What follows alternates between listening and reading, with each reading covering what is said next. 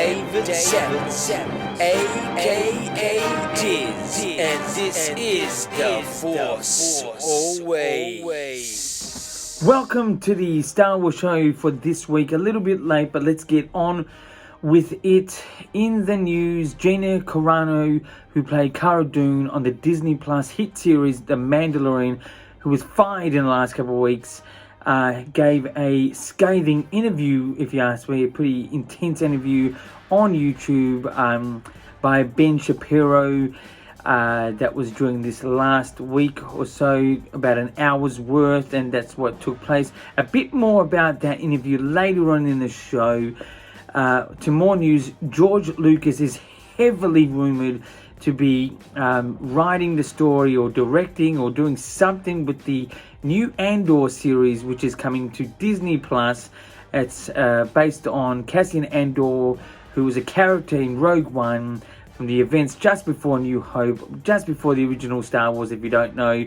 So it's going to be just before Rogue One, technically, and is heavily rumoured. That's just making news, and I must emphasize rumoured.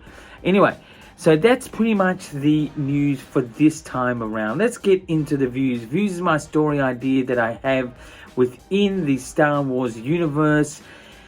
It could be anything. But this week, this time around, because we've heard these rumours about George Lucas, the man of Star Wars, possibly writing or directing, I think it's more writing, the Cassian Andor series called Andor, coming to Disney Plus in the near future. Is this the best story writer for the series?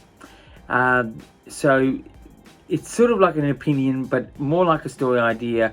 Personally, I don't think George Lucas would be the perfect fit, even though he is perfectly Star Wars. The type of manner that I think that you would have to adapt to is doing 1 or 2 episodes yourself and then moving on to another director. When he did Star Wars, he pretty much he actually directed the original, and then he directed the first 3 and wrote all of them. But when it came to Empire and Return, he was so busy that he had to sort of take up on producing and putting the business together of Star Wars. And I think him sharing the spotlight would be definitely out of the square for him. I just don't think he's the perfect fit for it. I think the story would lack, as he would sort of create, pretty much what a movie is in 2 episodes or 1 episode, whatever he's doing. Even though I think he's good at that, making a whole sort of movie-based Star Wars length, that is. I think as a series, it's a little bit...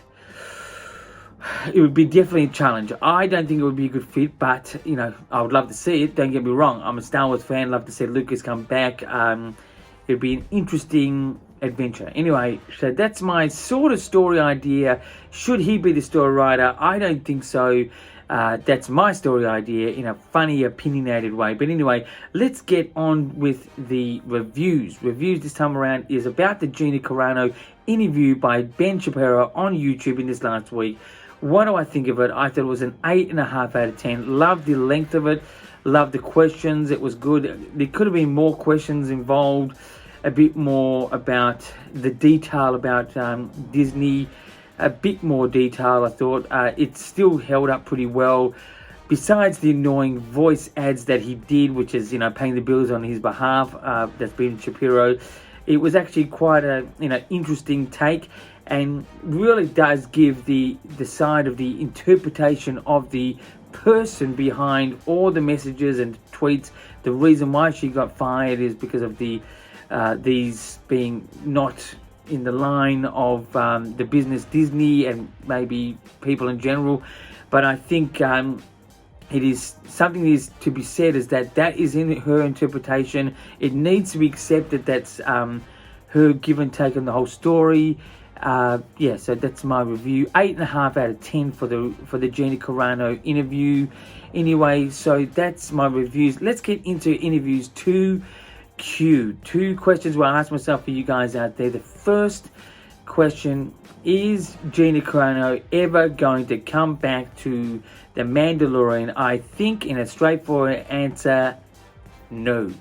Because I think that this interview has caused a ripple that will now cause an effect to Gina Carano that will just see the end. But anyway, unfortunately, I'm not for her coming to an end. I think she's got more to give, but it's up to really Disney. Now, my second question: is this going to be good news or bad news for Disney? I think in the short term at the moment, it's going to be a bit of bad news for Disney, but they're so powerful, so successful now, right? I think they will pick themselves up from this great loss of respect in this last week. I think personally, Disney will soon make amends and just get on with it. I'm not one of these Disney haters. I do think some of their decisions have been a little bit dicey, whether it's behind the scenes or in story form. But it's just that's business. But I do feel for Gina Carano as well. But anyway, so that's my interview 2Q this week. This time around, it's a very short episode, but that's pretty much the news and reviews and interviews, views, all that type of thing for this time around. You can contact me by YouTube, Twitter, or Instagram, whatever you like. I'm here on a weekly basis. Until next time, keep rocking.